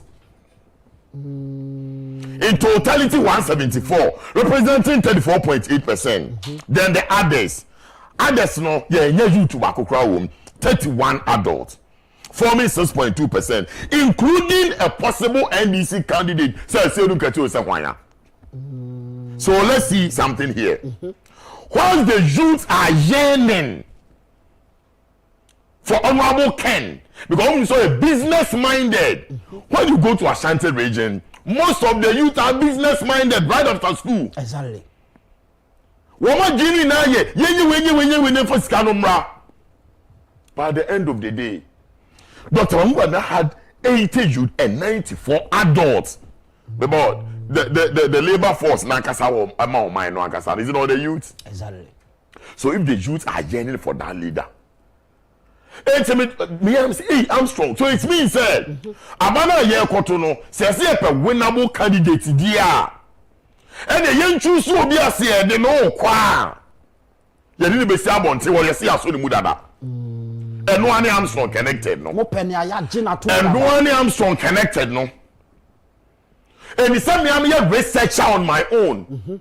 I have done this with my group, and this is the finding. Now, me say me to about a different, then I don't love MPP. Young for me beyond to check. Me say you delegate, I make us this is the payback time. Ejumana ye yema nkofo bi no a wo mo ankasa fadi ye no o mo de ba gidi mekuduka or the ba gidi mekuduka be tla we ni sit bi. Now aside say mo research na ma hu say now we ni nipa wo de no kwa Ghana fire ready say ombe som no mato aba ede amano no wo hwe Kennedy Agyapong me sure say wa monitor no I mean for several years there na betimi aka so no betimi ya ama Ghana no bia no oman na ready so meto ama no but wonimu no oni bibi ode be ma Ghana Mameka say me show Ghana problems is here in discipline hwe emre bia ni nipa nyame yi no ma oman no say be yes ade we me ni MPP ni bitimi sha no aka cho say seke ko fa Lawrence ababie mu anka me pe yes anya Lawrence le bebu man ya obu man wie ko ya Lawrence amamu na me secondary school me we secondary school 2001 so it means 99 2000 Lawrence that I was in secondary school so me Lawrence amamu Lawrence mu man wie ko ye no you akufo-addo no ya nya reconciliation ya nkwa amanfo say nyema bi anko yenti omo fanche but na me no ka say MPP ni bi say onya Lawrence and free asama ndom brama no be ya de bi mayen and that is indiscipline and no ya no kra because so share Ibrahim Traore ya owo your friends Burkina Faso a senya Ghana for him say research bi ba ya Ghana for dodo no agitum say senka yenya obi te say Ibrahim Traore e Ghana and ni na ye discipline na in discipline no the breakdown here 4 and we dey she 4 ni na say Ghana ye ya le pani a na bi say Dr. Mahmoud Bawumia e what it takes to solve this sinipe mame number 1 ye corruption can project keta se she ye nwia ni eni because e wa abam ye kura to me can bet siam can will not allow that nonsense I will say it ye na ye bobla mi nua na mi teacher ni mekobe mabra na obi e mo obi appointment kitwa bi ya hu ye we so time why you say chuna sabi dia me dia chire kwa no can will not allow that because a more minor bread mi nua kan kra public accounts committee ebi metna sia second year president akubi ayemane sole sorry ya no no sometimes a no nonsense man is the best but the Andrew says no she and obi bia no a oya results oriented no maybe at that time assumption na obi explode and no you get it right but all explode no oya for results okay it's one guy in communication bebe na beji say oh the video kasa o tete no but psychologically when you understand such people but the evidence everybody or elite they really understand but they are trying to paint a different picture about Honorable Ken so that's or the major political advantage in fact this time number 2 judicial corruption judicial indiscipline sabi wa hwede na mu and them bi anya adwuma Ghana obi timi tena so machine si ne so no adi atamadi even the judiciary for the first time a judiciary fight on one ho ye ma me get through to kono all file and say ye twam the same minute ye tell you say even the judiciary is helping to defeat the judiciary why Honorable Ken under his leadership we don't watch this to go on na body sabi nua democracy na say rule of law ni weak aye be bre ni ekotu abana nko ye no ye supreme court na akoye na so be bana no judge say wo ina say asem na de aba enye bi na ka unanimous FC enye no na say repeat no way so it means that you be here a unique personal or what it takes to control that and then the Muhammad Church say judiciary depend on judiciary and it's really using them and also when people case you when you judiciary boa AC lawyer attach ya no echi okọ court opie na de camera kon ho kasa no yesu ade eye me dem see the NDC are teaching them people quite for to the power sir yes yes na me there me say you lose na ba no na say si ye betima fie ni esu nyansa na body dawson na hantan dawson Honorable Ken be campaign when you are results oriented who is some names and fu abeka administratively and adwuma mu he government institutions obe course obe adwuma 9 obe adwuma 12 obe pon 1 na manfo queue me say corner ko he the indiscipline administratively worse imposing now. Then the final one is the societal one. And then her dressing be our modern amateur.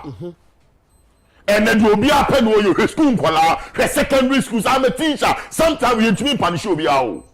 And yeah, baby, I'm not do no. Me say Ghana for you now say, ye na yen to ya hofo. We are this in import 1 people in for. Some baby, I do no. You run your mama do ordinary ye ko. Ye na tu ya ni hwemwa. Street the mo na mo see o.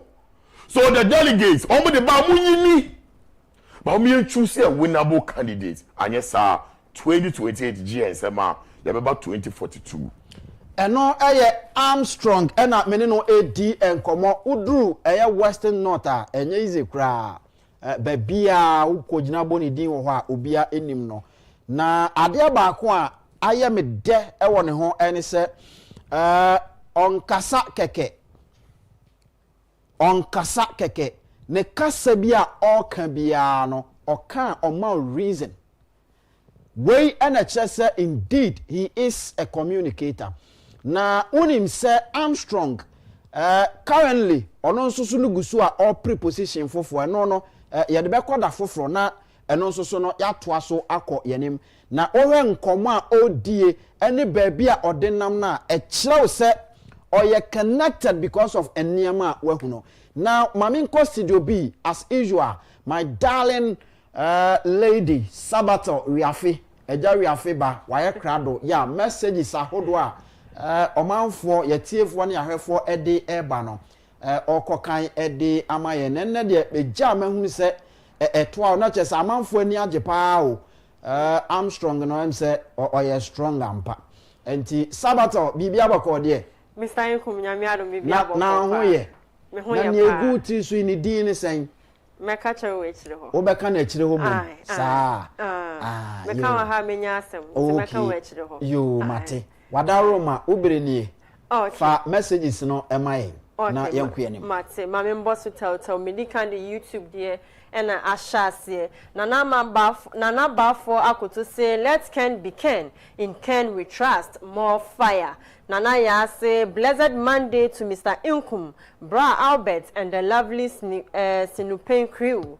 Man Nana say Sinupen watching you live from New Jersey, successfully connected. Friends of Kencity Media say good afternoon Mr. Inkum. We are seriously campaigning for Honorable Kennedy Agyapong on 2028 general elections because Honorable Kennedy has already won NPP flag bearerships. Hashtag no Ken, no votes. Nanaya say Mr. Inkum looking sharp as usual.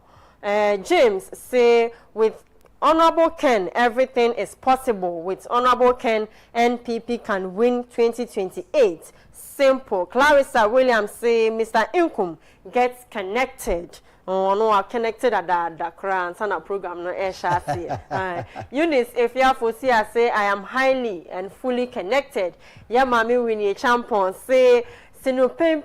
As long as you know what you are saying is true, have no fears. Keep up the good work with boldness and wisdom and understanding. Ken all the way. Mr. Inkum say you how? I say please, still waiting for your momo. And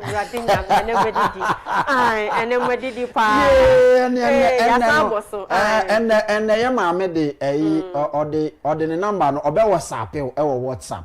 Mate. Hanti obe WhatsApp or WhatsApp. Na what me I WhatsApp me first studio line. Or the first studio line. Boss mama. Oh, ya mama Winnie Champion. Me say enne no. Obe WhatsApp o studio line so. Nti studio line. Oh, me boss ama no. Mama, studio line no e TV so nti ye wepo no abehu. Na wa bobo na kama. Why? So mama na mfa me kon. Bibia be kama. Why? Champion kwa me say good afternoon Mr. Inkum, watching you live from the Wu Equiapem. Obiba JK can send his boys to insult Honorable Kennedy Agyapong. The chosen one, still Honorable Ken, will lead NPP to victory come 2028. Maxwell say Mr. Nupen say NPP will not select Ken Agyapong as its presidential candidate, no matter your unfolded analysis. BMW on also edge then arguing. And BMW name they say a car.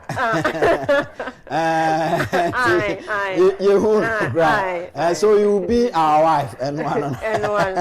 Alex Benfo say nobody will vote for Nodna again to become a president after Mahama. NPP should be careful.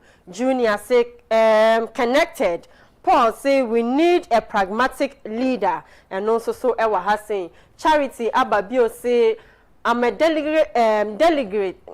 Inkum. Delegate. Asamaba. I'm a delegate from Ejoso. Charity Ababio say I'm a delegate from Ejoso Jabin, also connected. And a champion Kwame say Mr. Inkum, Honorable Kennedy Agyapong is our next president, whether they want it or not. Ken Beba watching you live from Dewu Equiapem, Masinu Pain. Bright Amisa say I'm watching you live from Canada. Where your potato queen or say Massa Sami Ewuku is Sami Ewuku not a Ghanaian oh there yadana say. Asama me kind yes an adwene anko and the open okeka. Onto aso. Bright potato queen ye hia odi ankasa fa odi ankasa bra.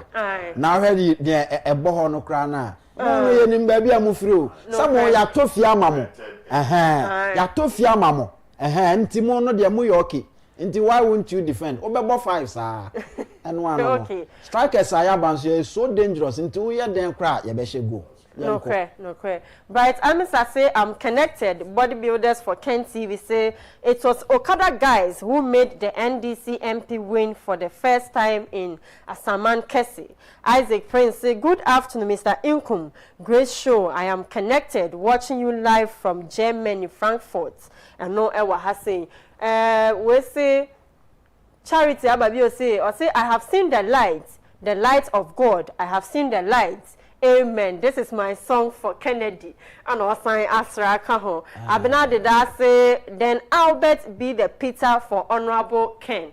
I say Albert and Peter ma Honorable Albert na no ojitum dada kransa no sorry. Oye de ankofo asobe kopa. Men dada. Ye betimi say Ai. Kokuya boy say Chairman Sabonso is resentful, envious and hostile toward Kennedy Agyapong due to Ken's success, which has made Chairman a naive Baumia's boy who aspires to be his running mate. And also so Evans Ampo for say Honorable Ken is the best to lead NPP and the country Ghana 2029. That he say let Ken be Ken and let Baumia be the liar. Away that and the buy and yamina kind. And so I can asem Sammy Jemfina can say Bawa liar. And na dachi also so akofe bi dia ba ka. Michael Arthur say Mr. Inkum I listened to Honorable Ken interview with Mr. Kwesi Pratt. This is with vision and great ideas. Emmanuel Intisi grassroots president Apia Manasseh say the only one whose voice is like tender in Ghana. This is the man we need, and I believe Ghana will be great under Honorable Ken's presidency. It's Mr. Inkuma memfa WhatsApp so kakra enka ho na memfa wo NC. We say Ken Agyapong is the only one who can oust the NDC from the government. We are in Konyake and the message we buy. We say hello Sinupain. A vote for Honorable Ken on 31st January is an endorsement of party loyalty. The desperation of Dr. Baumia for power is becoming increasingly appalling. Someone who had never been an NPP member, never supported in building the party from 1990 or 1992, but was so opted to be a member by becoming vice president aspirant, and we handed the flag bearership leading the party into disgraceful defeat, and you are now seriously gauging your way to lead the party again. Abba, if this is not greediness and desperation, what adjective to use to describe Dr. Baumia? NPP will become an ungrateful and disloyal party if we, the delegates, fail to vote for Honorable Ken. considering what he is made of and his contribution to the party and the country.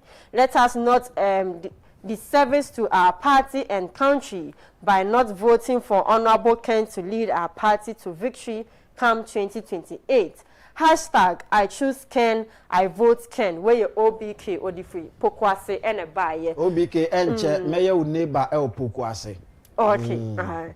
We say good afternoon, Mr. Inkum. And then some catch us now raise to the powers and 40,000.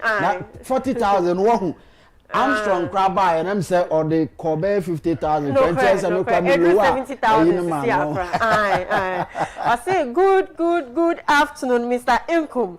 I'm Joe Kutani watching you live from Kwabenyase. A nation's greatness is measured by its commitment to justice and equality. True leadership is about prioritizing the needs of the most vulnerable citizens through strong dedication, transparency, and accountability. If someone says Honorable Ken is arrogant, it's definitely not. Honorable Ken understands what it takes to get the philosophy and values of the people. His life truly reflects and contains truths about life because his life comes as a result of keen observation of life. Hashtag let Ken be Ken. And also, I say, we say good afternoon, guys. I am not a delegate, but if NPP delegates bring Honorable Ken, I will vote for him. I'm Wanda, watching you live from Kasua CP. We say good afternoon, Mr. Inkum. Obiba JK and his boys are now shaking giddy giddy. They haven't seen anything yet. I'm past solo the wu Agyapong masinu pain of YouTube as an or WhatsApp view. We see Sinupe, Mr. Mrekuduka. What has Kennedy Agyapong done this time? Why this time? The same jandam is being done on Movement TV this morning. I don't understand why they hate Ken Agyapong like this. They are making us hate Baumia more. Let them bring Baumia again. They will see. Say Prince Adolfo Odifi Odan Franstek. Or say net 2. Please play the interview of Ken Agyapong and Kwesi Pratt on your channel. On your channel again. Ken has responded to the various allegations against him. And also so Ewa has saying, we say good afternoon. When we talk about men in NPP, what that boy Mrekuduka or say in NPP, that boy Mrekuduka is not part. He is my boy because I completed SSS before he completed in 1993. I taught English for 3 years in his hometown. He is not credible. He formed Galamsey Boys for Baumia in 2024 in his constituency. And what happened? Chia, where Dumas or the not rage and a buy. Where they say, good afternoon, Inkum. May God bless you and your crew for good work you are doing for Honorable Ken. Please pick my course. I want to air my views to your discussion. Says Tingo, Kolebu, and the message way. A bind. Me for last one, I mean for Wincy. We say, or say, okay. We say the northern part of Ghana mostly vote for NDC, not NPP. The problem between Kusasi and Mamprusi will always hurt Baumia's chances. NPP needs some votes from the north to win elections. But if Baumia has a tribal problem that stops him from getting those votes, it is not smart for NPP to choose him. It will make NPP lose. You can't blame Baumia himself, but the problem will not go away. For example, he got zero votes in 30 polling stations. Also, the MP for Afija, Honorable Collins, said Kusasi voters told him they won't vote for Baumia because of tribe. NPP gets many votes from Ashanti and Eastern region, so they only need a few from the north to win. Why pick a candidate who can't get those votes because of tribal issues? NPP needs a new candidate for 2028 if they want to win, and that person is Honorable Ken Agyapong. NPP delegates, please let's think critically about this. Thank you. Where the Kennedy doctrine on TikTok. All right. Enti mame na wase ewa ha enne ye mfa course nyankopon ya adoma echina. Ye besan atwa series so. Na fe yetimi apeke course ene ade enti mo a montimi amfre no nyame bo a echina ene be peke course because enne ye time no aso awie why ma yensere mo na ye maame unia champion onim number no onim se 0240 55 0899 to apeke obe WhatsApp na bibia fine why enti kwakoma to ye utini nso abete atua ho kadada enti no enti Armstrong maame ma 1 minute na yenko why I think say 1 minute no mefa akonya no so na ma appeal to the NPP delegates. Me ma share juma say that our region mu. So as spokesperson for Ken Western North region, me plans ne doors. One thing I may say, men cast a wire connected, wabra woot na fee. So oh change say drew our to waba. Me ye connected now, me ye convinced, say me ye connected, no me kwaye juma. And one no. It's mesre. Wire connected be me sorry kwaye juma. Get another people connected. Yen kwaye juma po.